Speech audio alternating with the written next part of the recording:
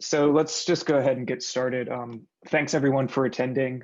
Hope everyone is staying safe and staying healthy during these very tumultuous times with some social unrest and obviously the health crisis that's out there and quite pervasive over the last few months. Today I want to take you guys through two really key components in Kaleido. One, off-chain storage utilities, namely IPFS and our private document stores. And then two, the event streams capability on Kaleido, allowing you to get real-time delivery of pertinent state changes on your blockchain. It's really awesome, makes it very easy to integrate with your back office processes and even automate some of your business logic. So I'll show you how easy that is to do and set up with a little serverless function on AWS. So I just have a few slides to give you a high-level overview of Kaleido, and then we'll dive into the product and have quite a bit of stuff to show you guys today. So at a very high level, kind of three core tenets that define Kaleido, very much built for modern business networks. So completely industry and use case agnostic, applicable to finance, healthcare, supply chain, pharma, government, you name it. We have the infrastructure, we have the runtime, we have the components that allow you to stitch together and weave together your full stack solutions. Number two, radically simple. You'll see this both with how synergistic all of the services are on Kaleido, but also from a programmatic level. There's really clean REST APIs behind all of the services and behind all of the admin operations. So you have the ability to, write your own cron jobs, automate your own DevOps scripts, etc. And then lastly, very, very much built for the enterprise. And I have a separate slide that touches on a lot of the enterprise features you get on Kaleido out of the box.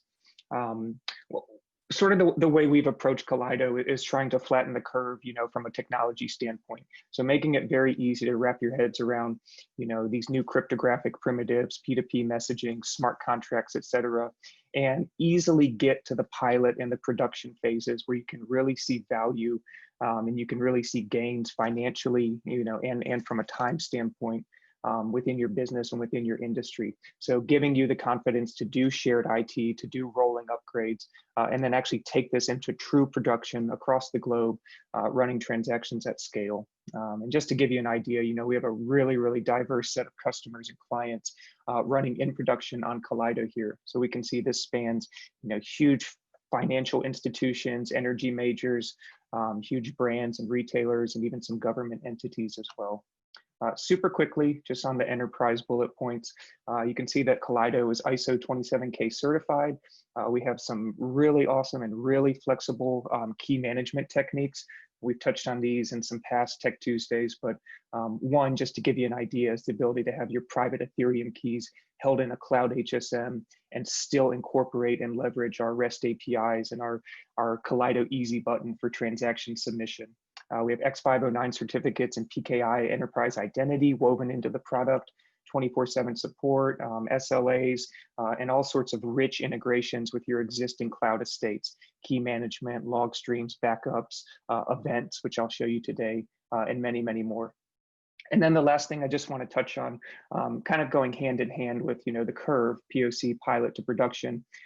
We have a really diverse set of packages and pricing options that are going to fit and meet sort of the stage of the project that you're at. So if you are in the development or the sandbox phase, we have really, really affordable starter tiers or team tiers. If you're an innovation lab or, an R&D department, we have different packages as well that'll give you access to some of the more rich componentry and some of the more elaborate or sophisticated pieces of functionality on the platform. So we'd love to, learn more about your use cases, learn more about what you're exploring. And I guarantee you that we have a price and a package that works for your use case. So without further ado, let me just go ahead and hop into the product. And the first thing I'm going to show you guys is the event streams. So I have a little slide here to kind of give you an idea of how this is going to work. So this is going to leverage our REST API gateway, our Kafka plumbing. And all you have to do on Kaleido is inside of your smart contracts, if you've defined an event interface and you've coded a method to emit that event, then you just have to create an event subscription, tell Kaleido where you want those details, where you want the JSON payload to be delivered, right? Your endpoint, your webhook, your API gateway, etc. And then Kaleido in real time via Kafka with, at least once delivery, idempotency is going to deliver you that payload of the state change on Kaleido. And now from here, you can do many, many things, right? You can send that downstream to automate other business logic and other processes, or you can build your own off-chain rich database for, high-speed queries and, a very robust and a very elegant application layer. So you're not having to go back to the blockchain to figure out what is the world state of this smart contract? What is the world state of this variable? Did someone just submit a transaction, et cetera? You're going to have all of that information delivered in real time. So the first thing we're going to do, I've created a network. I have two organizations, ABC and XYZ, and I have a development environment here. And inside of it, I thought I created all my services. Okay, there they are. They took a second to show up. Inside of it, I have two document store services and two IPFS store services, which we're going to use for our off-chain storage utilities. But the first thing we want to do is we want to upload a smart contract. We want to go ahead and take a look at that event. And then we want to go ahead and create all of our cloud infrastructure, our Lambda function, our API gateway, et cetera. And we want to subscribe to that event. So I'm going to hop back to my consortium view. I'm going to create a contract project. If you guys have attended these in the past, or you've come to look at a walkthrough Wednesday, you've seen this. So I'm going to go super fast through this, and we're just going to create a contract project for simple storage. I'm going to import that source code from GitHub. So here's our simple storage smart contract. We see that we have an event defined called data stored, and it's just going to emit the argument that we pass to the set function right here. And when the set function is invoked, it's going to emit this data stored event, and it's going to give you our positive integer that we pass to that method or pass to that function. So this is ultimately inside of Kaleido. This will be the event that we subscribe to. And whenever I make a state change on this smart contract, I'm going to get that JSON payload, transaction hash, timestamp, signature, et cetera, sent to my Lambda function and ultimately into a CloudWatch logging group or into a Mongo database, et cetera. So we'll go ahead and copy the endpoint for this Solidity code. Tell Kaleido about it, give it a description, just v1ss, and Kaleido can auto detect all of the rest here. So this will compile that source code. This will allow us to have those open APIs. We can promote these APIs into my development environment that I just created, and then we can instantiate this smart contract. Once we've instantiated it, we'll go ahead and do the heavy lifting around the events. We'll create our cloud configurations. We'll subscribe to that event, and then we'll start updating that set method so that we can emit events. So this will take just a few more seconds for this to compile, for us to get that ABI and the corresponding bytecode, and then we can go ahead and promote this into our development environment. And as I go through this process, what I'm going to do is I'm actually going to leverage a lot of the documentation that we have within the docs.kaleido.io. Under Kaleido services, we have a service called event streams. So this will hold your hand and tell you how to do all this stuff. It's catered specifically towards AWS, but it's pretty applicable to Azure or any other cloud serverless function. So here we are in Kaleido. Let's go ahead and promote this into our development environment and generate those open APIs. Just call the API simple storage again. Select the environment, going with dev. It's the only one I have. Go ahead and click promote. And here we have the definition of that smart contract. And we want to go ahead and bring it to life by calling the root post method and instantiating it. So here's our Swagger interface inside of Kaleido. Just going to use the root post method. I'm using the default account on node number 1, submitting this synchronously via Kafka. I'm going to call it SS123, and I'm going to instantiate it with an initial state of 123.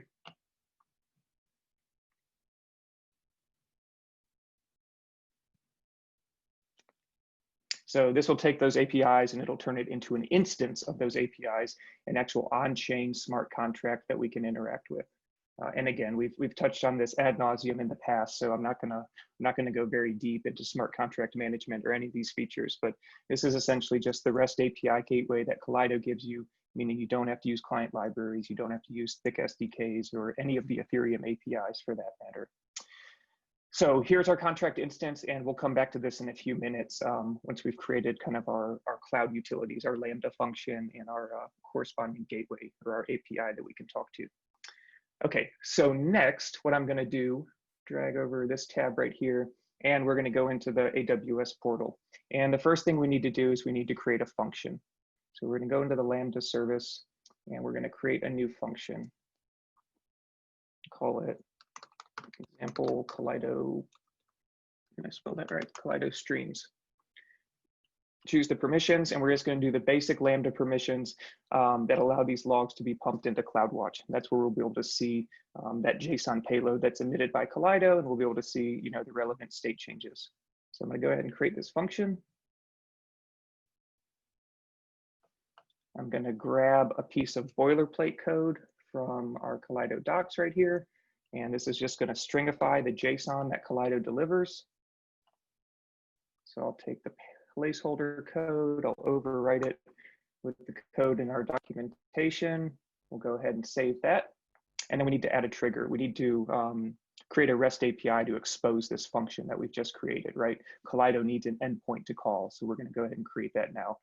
So using the API gateway service, we'll create a REST API to expose that function, and we're going to protect it with an API key right here. You could leave this open. That's not a very safe security practice. So definitely recommend using, integration with your IAM or OpenID service, or just a basic API key right there. We're good with all the other additional settings right here, and we can go ahead and create this gateway, this API.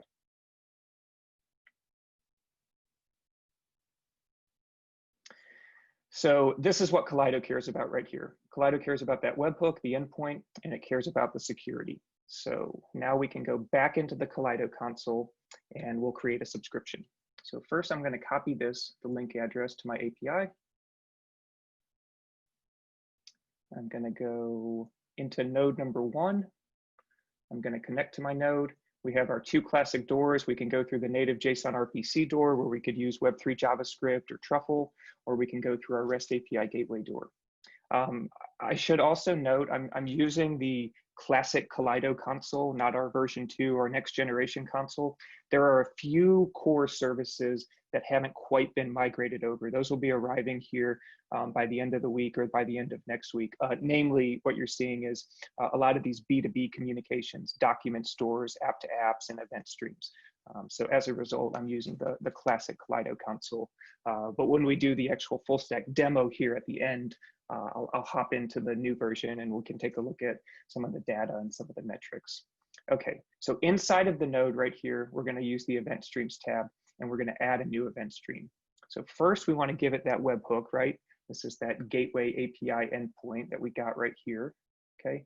And then we need the security key, the API key. So go ahead and copy that. Back in Kaleido, we're going to use the X API key parameter here. And we're going to paste that key. Okay, so this will create the event stream. And now we can subscribe using this event stream. We can subscribe to the method that we care about inside of our smart contract. So I'm going to copy this. This is the actual resource ID that Kaleido cares about right here. So I'm going to copy this. And I know this is a lot of hopscotching, but bear with me. We're going to go back to our Gateway APIs tab. We're going to click on Simple Storage. And we're going to go ahead and view that instance. Okay, remember we instantiated this guy with a value of 123, so we can call our get method. We'll see back 123. But what we really care about is we really care about this event that we defined in the smart contract, the data stored event. So we're going to pass that event stream subscription to this, and we're going to be able to subscribe to that event. And we can even tell Kaleido which block we want all the payloads to be delivered from. I'm going to just go from block 0, obviously. So 0, and then give it that string, and this will return asynchronously in real time. So we've now subscribed to the data stored event. So what this means is that every time we call our set method, right, which has been coded to emit that event, right, when we call set, it's going to emit the data stored event. We're going to get that pertinent JSON payload delivered to our gateway API and ultimately pumped into a CloudWatch logging group. Okay, so what we can do now is back inside of our Open API instance, our Swagger interface, we can call that set method. I'll submit it synchronously, and we can just give it a new state, give it 99.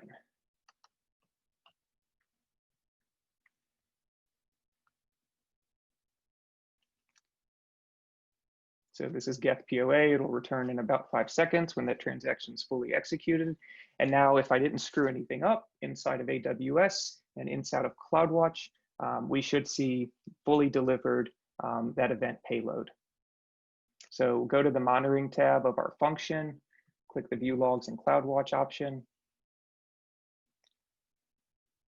And we see the stream that we just created. Last event emitted at 11:16 in real time right here. So what we can do is we can expose these, and then here's our event right here.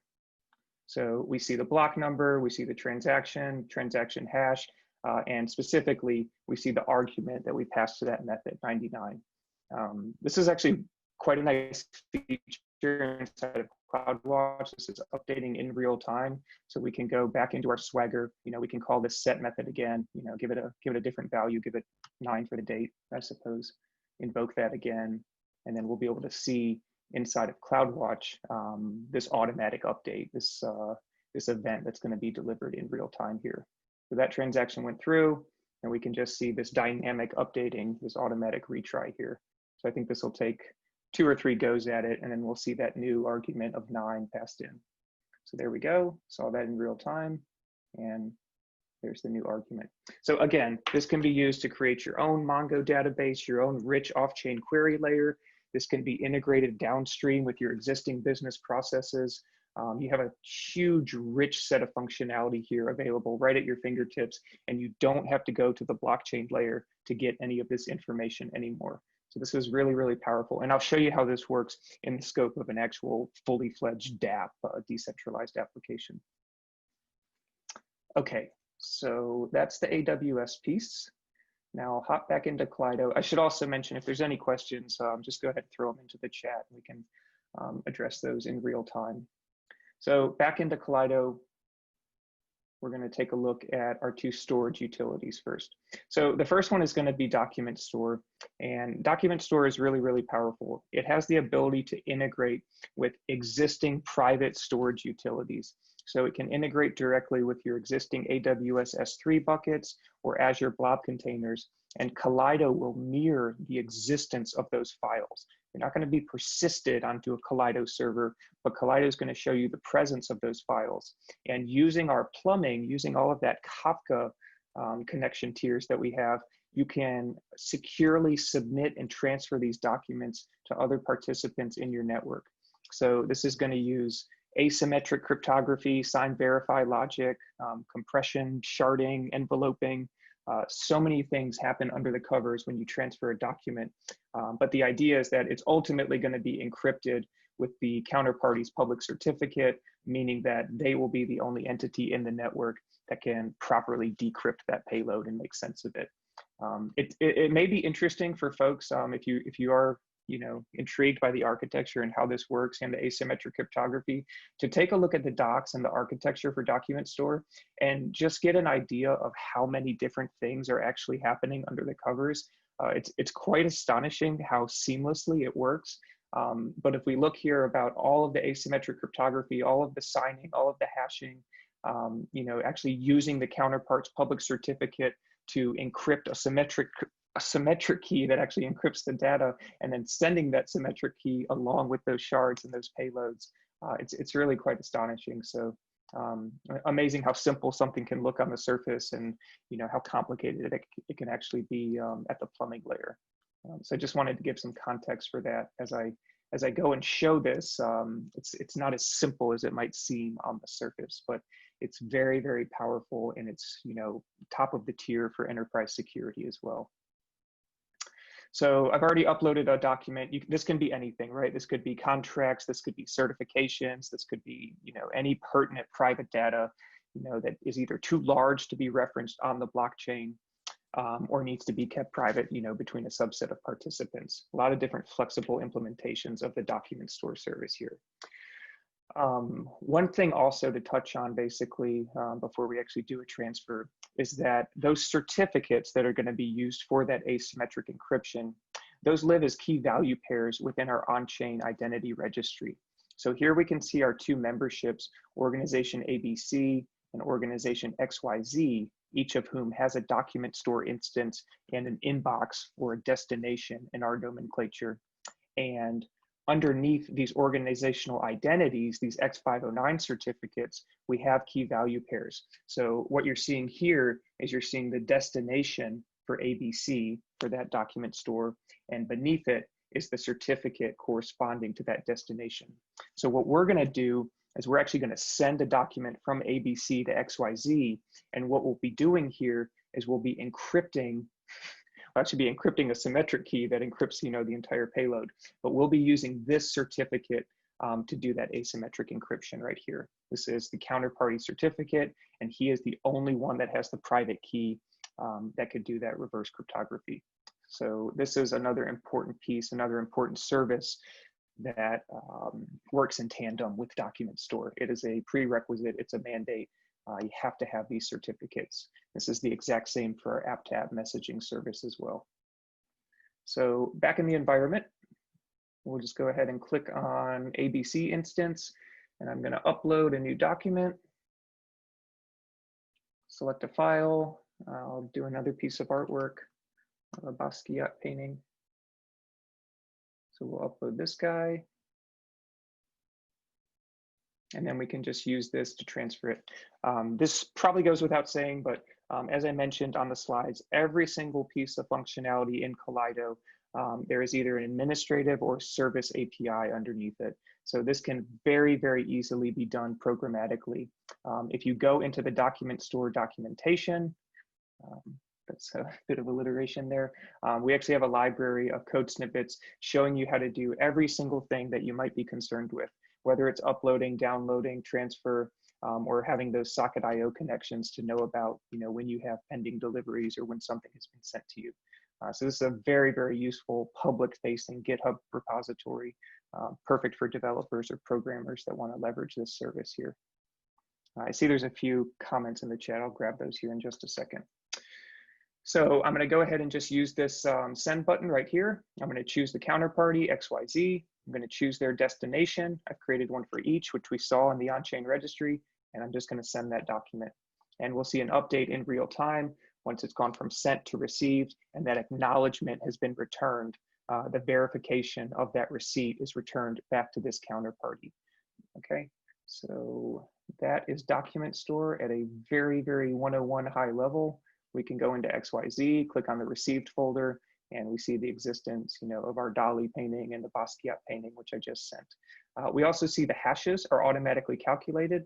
So this is the technique where you would reference that hash on the blockchain with the smart contract, maybe along with some metadata, but you're not exposing, that potentially sensitive or private information, or you're not uploading, a huge piece of data that's not suitable for blockchain.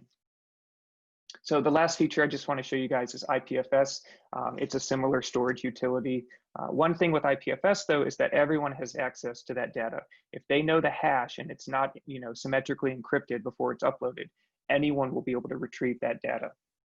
So here we'll go into ABC's instance, and we can open up the UI to interact with this. Click on the connections. We'll see that he's connected to the other IPFS node in the cluster. And now we can go ahead and just, create a folder. Create one called artwork again. Now we can jump into the folder and we can upload files. So I'll just upload that Basquiat file again, and then our other node will be able to immediately download and inspect that file as long as they're aware of the hash. So here's the file that's been uploaded to IPFS. I can go ahead and copy the hash, and then I can hop out of this, go into the other IPFS node owned by XYZ. I need some app credentials to securely get in there. And then I can just enter that hash. Okay, and now I can inspect that painting that we uploaded. So I think everyone is likely very familiar with IPFS. Obviously, it was originally built for decentralized mainnet public implementations, but you can still leverage kind of the storage utility functionality within a private or a permission network. You still have the ability to pin files. You still have that censorship resistance. And you can, as I mentioned, you can encrypt the files before you upload them to give you some heightened levels of security as well. So there's the three components that I wanted to show. I'm gonna hop back into the environment, and I'm gonna grab the chat real quick here, and then I'm gonna show you guys an actual full stack demo. Sergio Lopez, is there a retry mechanism when calling the external API in case it is down or loaded? Which API is that, Sergio? Maybe you can toss that in the chat too. Yes, this is being recorded, Sebastian. Thanks, Andrew, for asking that. No, they're not, Frederick. You need to manually actually use the IPFS API and pin those. There is I believe there's a cleanup that happens at I might be wrong. I think at 10 gigs of storage, there's an automatic garbage collection that occurs. We can take that offline to discuss that and give you a more accurate answer for sure. So the last thing I want to show you guys is I want to weave together all of these components. I want to weave together document store, on-chain registry, event streams, smart contract interfaces, and the REST API gateway. And I'm just going to show you how this looks in the scope of a private data exchange, a decentralized data marketplace, where every organization, every application is going to be notified in real time of the existence of new pieces of data that they can then potentially purchase, or if they're the uploaders, that they can transfer to other organizations in the network. And so this could be applicable to credentials or certifications. It could be legal contracts. It could be pharmaceutical trials. Any piece of private data that has quantifiable value for your industry, for your use case, and that needs to be protected and not put on chain in plain text. So there's a bevy of scenarios that this is applicable to. So I'm going to log out of this account and I'm going to go into a different one that has our demos. And we're going to look at this through the new console as well. So here we have our data marketplace environment. And now I have 3 instances of adapt. I have organization 1, organization 2, and organization 3. And what we're going to attempt to do is we're going to have organization 1 upload a document. Organization 2 has great trust in organization 1, so he's going to be notified of this new published document, and he's going to say, hey, I've purchased a lot of stuff from you in the past. I want to purchase this document. We're going to use some basic token economics to pay for that document, and then we're going to update our blockchain with different state changes, that a document was available for purchase, that it was purchased, that it was rated, etc. And we'll see how in real time, using those event streams, organization 2 and organization 3 are going to be made aware of all of those state changes. The fact that a document was published, the fact that it was purchased, and the fact that it was rated. So first thing we're going to do here is we're going to publish a document. So we're going to give it some innocuous metadata, and this can be configured, specifically, bespokely to your use case. I have some dummy IDs that I haven't used yet before. So we're going to just call this example private data 72. And now I'm going to go ahead and grab my file, go into my little dummy private data directory, and I'm going to grab this text file. This is just boilerplate nonsense right here, just a bunch of different strings. But obviously in real world, this would be, those pharma trials, this would be a contract, this would be, something that's sensitive and something that has, like I said, quantifiable value. So I'm going to go ahead and open that, and I'll go ahead and submit it. And this will be a blockchain transaction. This is going to say, hey, there's a new piece of data. It's the hash of this payload of that text that we just looked at. And it's going to have these 2 pieces of metadata associated with it. That's going to be put into a marketplace smart contract on the blockchain, and everyone else in the network is going to be made aware of it. So this is just a single transaction right here. Go to the Block Explorer in the dashboard. We see our single transaction come in, and now we can go to org2. We can search for that. We're made aware of it in real time, that this was published and authored by org number 1. Same goes for org number 3. And this is thanks to that event streams functionality. So now org 2, using the token balance that he has, is able to purchase this document. And when the document is successfully transferred, then there will be another smart contract invocation saying that, yes, the document has been purchased by org number 2. So we're going to see 2 transactions take place here. We're going to see a token transfer, and then we're going to see another update on our marketplace smart contract saying that this document has a purchase by org number 2. So go ahead and select it. Take note of the token balance down here. And this should decrement by 10, and it should increment org number 1's balance by 10. So that goes down to 560. I think this guy was at 1700, so he goes up to 1710. We see the update in real time of 1 purchase. We also see the update in real time for org number 3. And now we have the ability to rate it. So if we go back into our Block Explorer, that was 2 transactions, as we said. That was our token transfer, and then that was the update of the marketplace smart contract. And then the last thing that we can do here is we can rate it. So we'll go ahead and rate it. This will be our 4th transaction, and we should see in real time, as soon as this event is emitted, this gets updated to a 5-star rating. So there's our 4 transactions that we just submitted, and this was weaving together all of these components: the document store service, the on-chain registry service, our smart contract management, the REST APIs, the gateway, and then perhaps most critically, these event streams as well. So I see there's a few more questions in the chat. I'll try to grab those.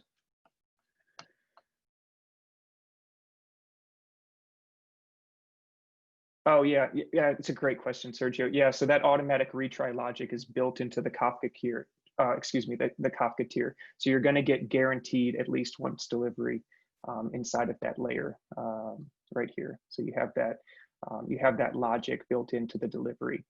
So yeah, if that API is down, Kaleido is going to continue retrying until you're able to get those. So those events, those JSON payloads are just queued and buffered into Kafka.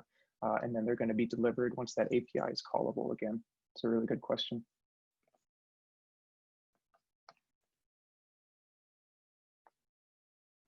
Okay, I'm going to go ahead and unmute everyone just because I know chat's not always the most pleasant way to go. But I will say thank you everyone for attending. I'm going to put my email in the chat as well real quickly. So if you do have any technical or commercial questions, you want to talk more about your use case or any financials, please do not hesitate to reach out to me. We can dig into the Kaleido stack. We can dig into your use case, talk about our different packages, etc. Everything's on the table. So I'll just unmute everyone super quickly here. And if you have something that you'd like to say out loud, please don't hesitate. And if you don't, then we will wrap this up, and we will reconvene next Tuesday, where I'm not quite sure what I'm going to show yet, but we'll definitely try to expose some of the other features inside of Kaleido. I don't know if we've shown app-to-app messaging yet, so that may be a good candidate. And then there's a lot of other new features that are being added into Kaleido. So I'll just drag my feet here for about 30 or 45 seconds if anyone wants to say anything. And if not, I will go ahead and wrap it up.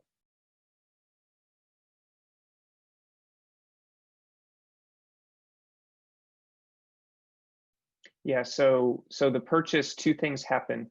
The first thing that happens is there's a token transfer, meaning that, hey, you can't get this document unless you actually give me some token balance, right? The logic is saying, hey, I need 10 tokens in order for me to transfer that document. Once the counterparty gets the document, they're going to give back an acknowledgement receipt to the sender. And once that comes in, basically, once all of that handshake occurs and once that sign verify logic occurs, then you have your second transaction. So the first one is the token transfer, and the second one is saying, hey, this was successfully purchased by org number 2 in our case.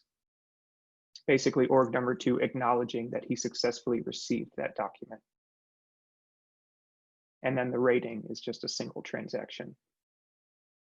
So the bulk of the events and the bulk of the logic are actually on this marketplace smart contract that has these events like purchased and rated and published and 1 or 2 other ones.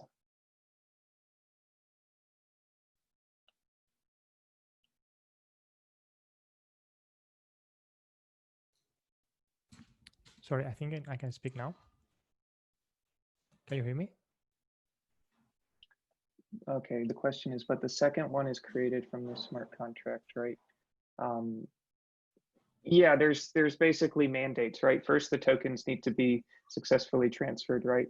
And once that token transfer is successfully completed, then the second smart contract is invoked. So the first one is our ERC20 smart contract. The second one is our marketplace smart contract. Can you hear me?